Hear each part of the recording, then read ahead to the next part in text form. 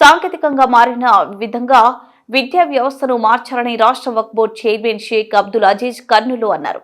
కర్నూలులోని Umar Arabic విద్యాసంస్థల ప్రాంగణాన్ని ఆయన అధికారులు, మైనార్టీ నాయకులతో కలిసి పరిశీలించారు. ఉమర్ అరబిక్ పాఠశాలలో ఉర్దూ, అరబిక్ భాషలతో పాటు వచ్చే విద్యా సంవత్సరం నుంచి ఇంగ్లీష్ ఏర్పాటు చేస్తామని తెలిపారు. నారాయణ విద్యా సంస్థల ఉపాధ్యాయులను ఇక్కడ బోధించే విధంగా ఏర్పాటు చేస్తామని చైర్మన్ ప్రకటించారు. గత ప్రభుత్వంలో ఎయిడెడ్ పాఠశాలను రద్దు చేసినందుకు విద్యార్థులకు తీవ్ర అన్యాయం జరిగిందని తెలిపారు. సమస్యలు మంత్రి నారా లోకేష్ దృష్టికి తీసుకుని పోయి అరబిక్ పాఠశాలను ఎయిడెడ్ కిందకు తీసుకుని వస్తామని తెలిపారు.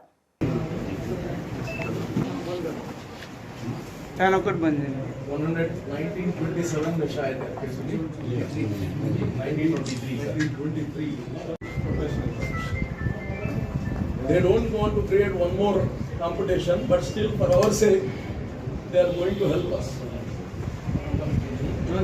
Nellore mein, while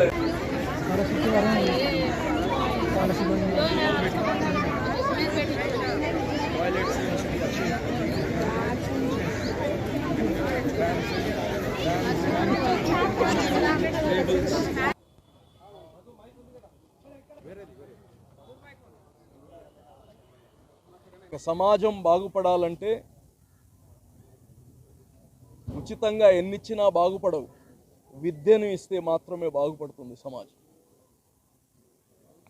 మహానుభావులు డాక్టర్ అబ్దుల్ హక్ వాళ్ళు ఈ యొక్క ఆర్గనైజేషన్ని స్థాపించారు. ఇక్కడ ఎలిమెంటరీ స్కూల్ ఉంది, హై స్కూల్ ఉంది, అలాగనే యునాని కాలేజ్ ఉంది ఈ యొక్క ట్రస్ట్ ద్వారా. మరి కాలక్రమేణా ఎడ్యుకేషన్లో గణనీయమైన మార్పులు వస్తున్నాయి. ఉదాహరణకి మనం ఇక్కడ ఉండేవాళ్ళు, మనం చదివినప్పుడు, మన బిడ్డలు చదివేటప్పుడు మార్పు వచ్చేసింది. టెక్నాలజీ పెరిగిపోయింది.